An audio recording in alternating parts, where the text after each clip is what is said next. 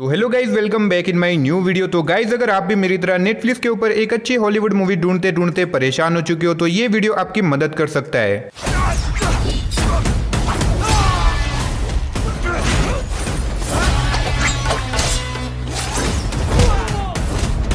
क्योंकि यार आज की इस वीडियो में मैं आपको 2024 में नेटफ्लिक्स के ऊपर रिलीज हुई कुछ बेहतरीन मूवीज के बारे में बताने वाला हूँ, जिसके अंदर आपको कमाल की एडवेंचर वाली मूवीज देखने को मिलेगी। और इस लिस्ट में आपको हॉलीवुड, बॉलीवुड, साउथ सभी तरह की मूवीज देखने को मिलने वाली है। और सबसे अच्छी बात, ये सारी ही मूवीज आपको हाई क्वालिटी हिंदी डबिंग के साथ देखने को मिल जाएगी। लेकिन इससे पहले कि आप सभी लोग मुझे कमेंट बॉक्स में जाके गालियां दो, मैं आप सभी लोगों को पहले ही बता दूं कि ये सिर्फ एक रिकमेंडेशन वीडियो होने वाली है, यानी कि इस लिस्ट की सारी मूवीज आपको नेटफ्लिक्स के ऊपर देखने को मिलेगी।